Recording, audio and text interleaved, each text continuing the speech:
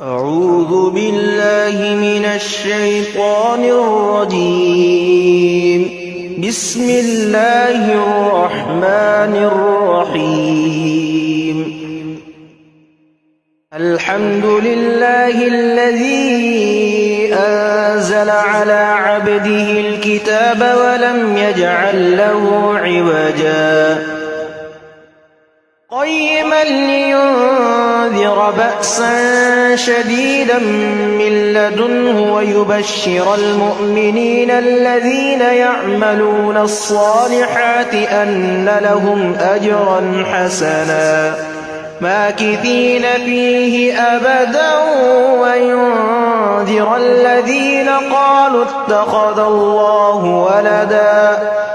ما لهم به من علم ولا لآبائهم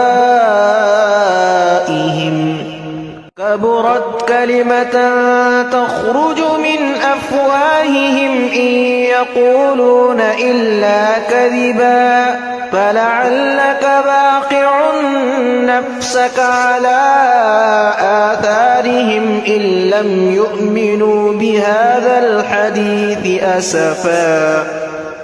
إنا جعلنا ما على الأرض زينة لها لنبلوهم أيهم أحسن عملا وإنا لجاعلون ما عليها صعيدا جرزا أم حسبت أن أصحاب الكهف والرقيم كانوا من آياتنا عجبا إذ أوى الفتية إلى الكهف فقالوا ربنا آتنا من لدنك رحمة وهيئ لنا من أمرنا رشدا فضربنا على آذانهم في الكهف سنين عددا ثم بعثناهم لنعلم أي الحزبين أحصى لما لبثوا أمدا نحن نقص عليك نبأهم بالحق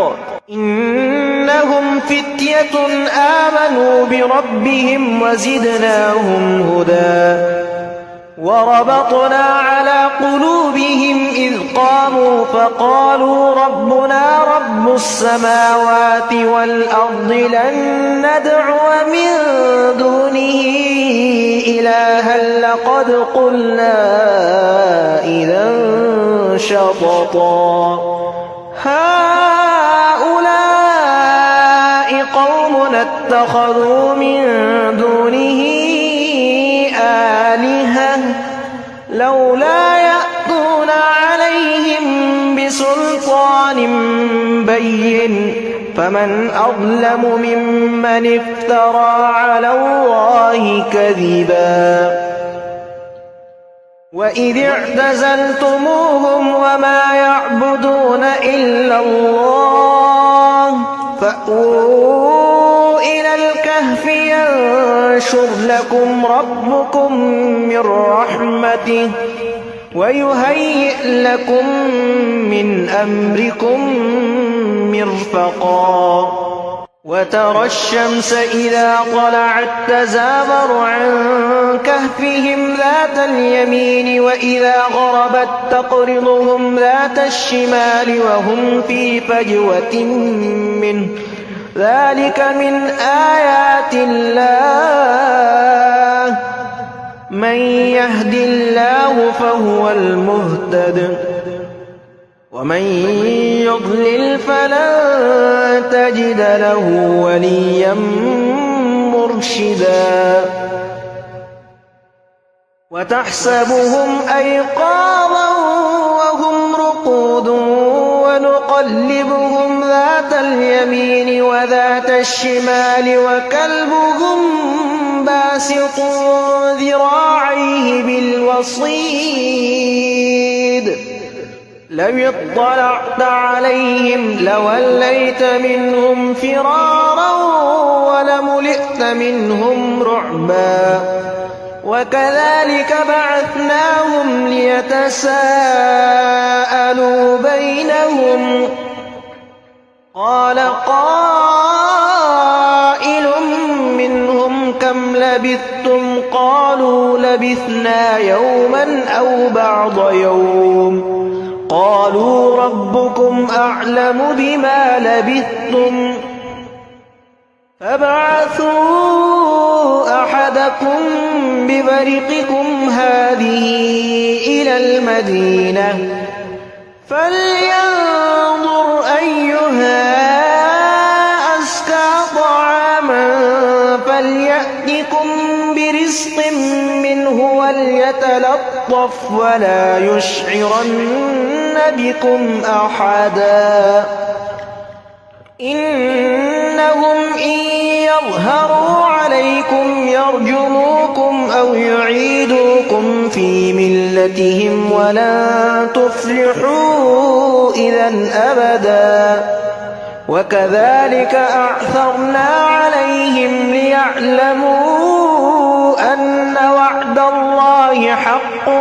وأن الساعة لا ريب فيها إذ يتنازعون بينهم أمرهم فقالوا ابنوا عليهم بنيانا ربهم أعلم بهم قال الذين غلبوا على أمرهم لنتخذن عليهم مسجدا سيقولون ثلاثة رابعهم كلبهم ويقولون خمسة سادسهم كلبهم رجما بالغيب ويقولون سبعة وثامنهم كلبهم قل ربي أعلم بعدتهم ما يعلمهم إلا قليل فلا تمار فيهم إلا مراء ظاهرا ولا تستفت فيهم منهم أحدا ولا تقولن لشيء إني فاعل ذلك غدا إلا أن يشاء الله واذكر ربك إذا نسيت وقل عسى أن يهديني ربي لأقرب من هذا رشدا ولبثوا في كهفهم 300 سنين وازدادوا 9 قل الله أعلم بما لبثوا له غيب السماوات والأرض أبصر به وأسمع ما لهم من دونه من ولي ولا يشرك في حكمه أحدا واتل ما أوحي إليك من كتاب ربك لا مبدل لكلماته ولن تجد من دونه ملتحدا واصبر نفسك مع الذين يدعون ربهم بالغداة والعشي يريدون وجهه ولا تعد عيناك عنهم تريد زينة الحياة الدنيا ولا تطع من أغفلنا قلبه عن ذكرنا واتبع هواه وكان أمره فرطا وقل الحق من ربكم فمن شاء فليؤمن ومن شاء فليكفر إنا أعتدنا للظالمين نارا أحاط بهم سرادقها وإن يستغيثوا يغاثوا بماء كالمهل يشفي الوجوه بئس الشراب وساءت مرتفقا إن الذين آمنوا وعملوا الصالحات إنا لا نضيع أجر من أحسن عملا أولئك لهم جنات عدن تجري من تحتهم الأنهار يحلون فيها من أساور من ذهب ويلبسون ثيابا خضرا من سندس واستبرق متكئين فيها على الأرائك نعم الثواب وحسنت مرتفقا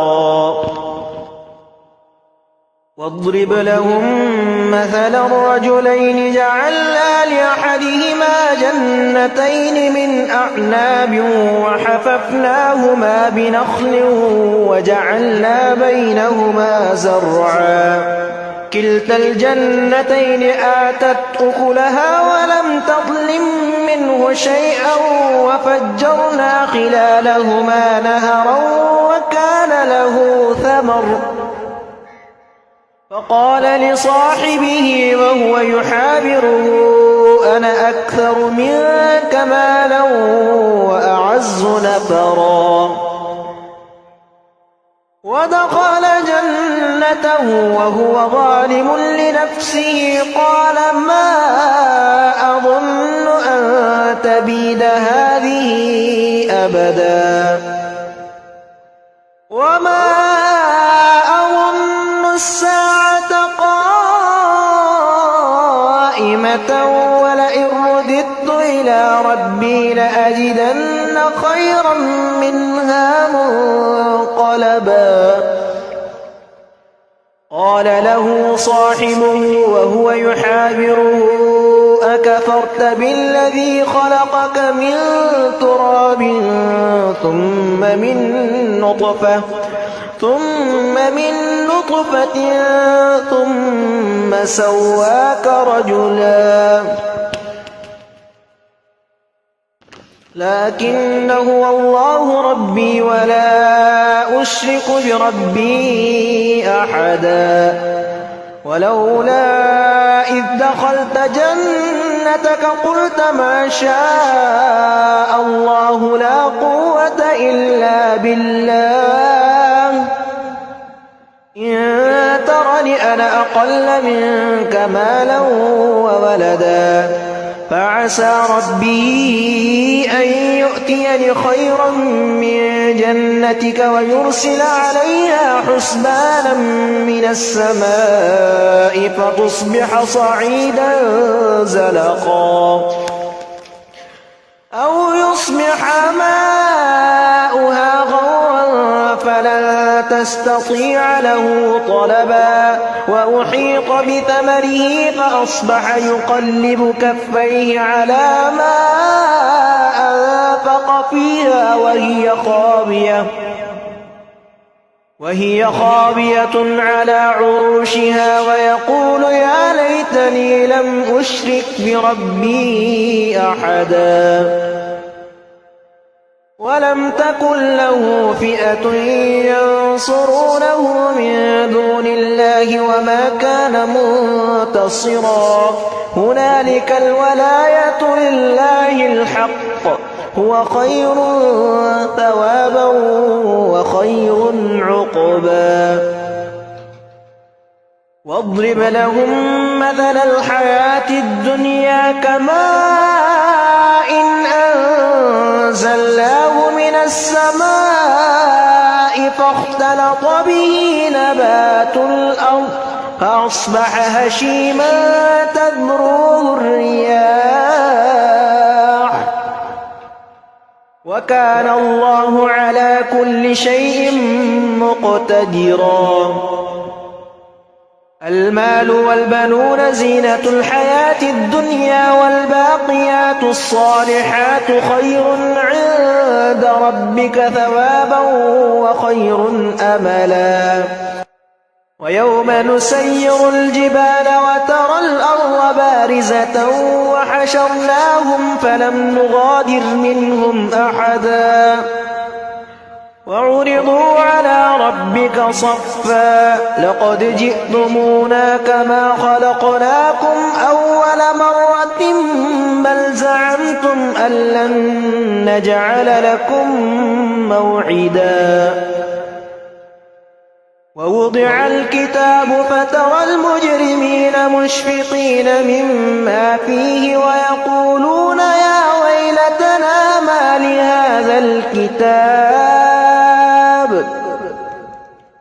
ما لهذا الكتاب لا يغادر صغيرة ولا كبيرة إلا أحصاها ووجدوا ما عملوا حاضرا ولا يظلم ربك أحدا وإذ قلنا للملائكة اسجدوا لآدم فسجدوا إلا إبليس كان من الجن ففسق عن أمر ربه أفتتخذونه وذريته أولياء من دوني وهم لكم عدو بئس للظالمين بدلا ما أشهدتهم خلق السماوات والأرض ولا خلق أنفسهم وما كنت متخذ المضلين عضدا ويوم يقول نادوا شركائي الذين زعمتم فدعوهم فلم يستجيبوا لهم وجعلنا بينهم موبقا ورأى المجرمون النار فظنوا أنهم مواقعوها ولم يجدوا عنها مصرفا ولقد صرفنا في هذا القرآن للناس من كل مثل وكان الإنسان أكثر شيء جدلا وما منع الناس أن يؤمنوا إذ جاءهم الهدى ويستغفروا ربهم إلا أن تأتيهم سنة الأولين أو يأتيهم العذاب قبلا وما نرسل المرسلين إلا مبشرين ومنذرين ويجادل الذين كفروا بالباطل ليدحضوا به الحق واتخذوا آياتي وما أنذروا هزوا ومن أظلم ممن ذكر بآيات ربه فأعرض عنها ونسي ما قدمت يداه إنا جعلنا على قلوبهم أكنة أن يفقهوا وفي آذانهم وقرا وإن تدعهم إلى الهدى فلن يهتدوا إذا أبدا وربك الغفور ذو الرحمة لو يؤاخذهم بما كسبوا لعجل لهم العذاب بل لهم موعد لن يجدوا من دونه موئلا وتلك القرى أهلكناهم لما ظلموا وجعلنا لمهلكهم موعدا وإذ قال موسى لفتاه لا أبرح حتى أبلغ مجمع البحرين أو أمضي حقبا فلما بلغا مجمع بينهما نسيا حوتهما فاتخذ سبيله في البحر سربا فلما جاوزا قال لفتاه آتنا غداءنا لقد لقينا من سفرنا هذا نصبا قال أرأيت إذ أوينا إلى الصخرة فإني نسيت الحوت وما أنسانيه إلا الشيطان أن أذكره واتخذ سبيله في البحر عجبا قال ذلك ما كنا نبغي فارتدا على آثارهما قصصا فوجدا عبدا من عبادنا آتيناه رحمة من عندنا وعلمناه من لدنا علما قال له موسى هل أتبعك على أن تعلمني مما علمت رشدا قال إنك لن تستطيع معي صبرا وكيف تصبر على ما لم تحط به خبرا قال ستجدني إن شاء الله صابرا ولا أعصي لك أمرا قال فإن اتبعتني فلا تسألني عن شيء حتى أحدث لك منه ذكرا فانطلقا حتى إذا ركبا في السفينة خرقها قال أخرقتها لتغرق أهلها لقد جئت شيئا إمرا قال ألم أقل إنك لن تستطيع معي صبرا قال لا تؤاخذني بما نسيت ولا ترهقني من أمري عسرا فانطلقا حتى إذا لقيا غلاما فقتله قال أقتلت نفسا زكية بغير نفس لقد جئت شيئا نكرا قال ألم أقل لك إنك لن تستطيع معي صبرا قال إن سألتك عن شيء بعدها فلا تصاحبني قد بلغت من لدني عذرا فانطلقا حتى إذا أتيا أهل قرية استطعما أهلها فأبوا أن يضيفوهما فوجدا فيها جدارا يريد أن ينقض فأقامه قال لو شئت لاتخذت عليه أجرا قال هذا فراق بيني وبينك سأنبئك بتأويل ما لم تستطع عليه صبرا أما السفينة فكانت لمساكين يعملون في البحر فأردت أن أعيبها وكان وراءهم ملك يأخذ كل سفينة غصبا وأما الغلام فكان أبواه مؤمنين فخشينا أن يرهقهما طغيانا وكفرا فأردنا أن يبدلهما ربهما خيرا منه زكاة وأقرب رحما وأما الجدار فكان لغلامين يتيمين في المدينة وكان تحته كنز لهما وكان أبوهما صالحا فأراد ربك أن يبلغا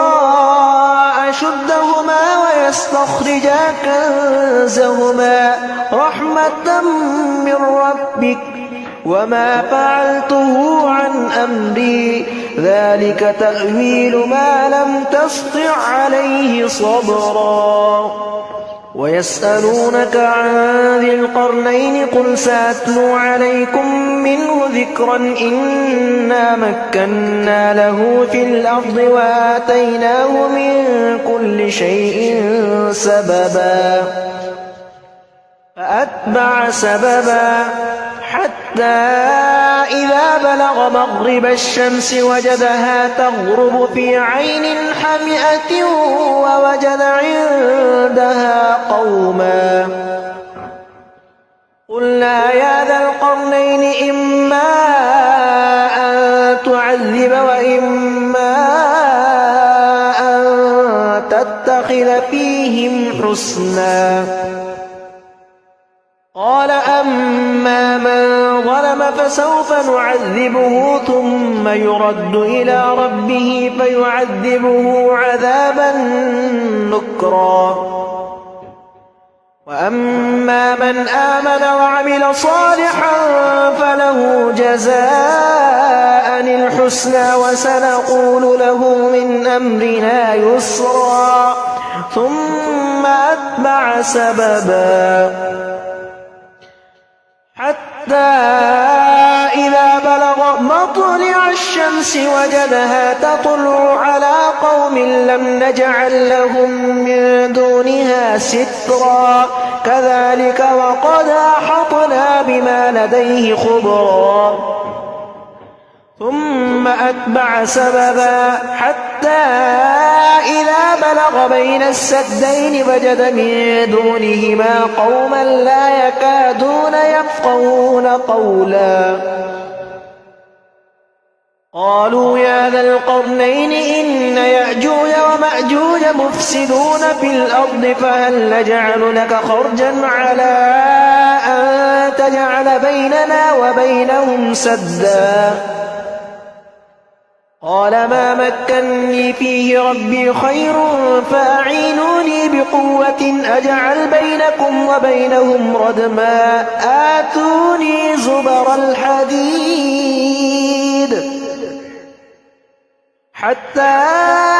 إذا ساوى بين الصدفين قال انفخوا حتى إذا جعله نارا قال آتوني أفرغ عليه قطرا.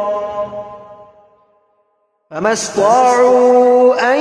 يظهروا وما استطاعوا له نقبا. قال هذا رحمة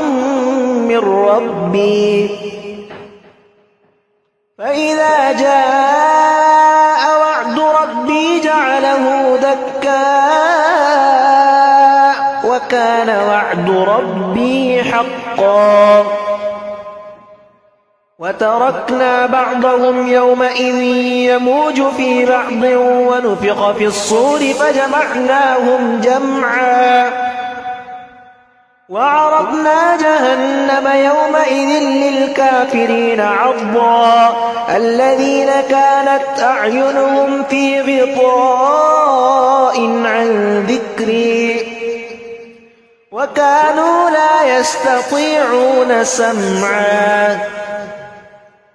أفحسب الذين كفروا أن يتخذوا عبادي من دوني أولياء. إنا أعتدنا جهنم للكافرين نزلا. قل هل ننبئكم بالأخسرين أعمالا. الذين ضل سعيهم في الحياة الدنيا وهم يحسبون أنهم يحسنون صنعا. أولئك الذين كفروا بآيات ربهم ولقائه فحبطت أعمالهم فلا نقيم لهم يوم القيامة وزنا. ذلك جزاؤهم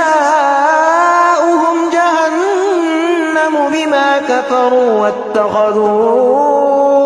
آياتي ورسلي هزوا. إن الذين آمنوا وعملوا الصالحات كانت لهم جنات الفردوس نزلا خالدين فيها لا يبغون عنها حولا.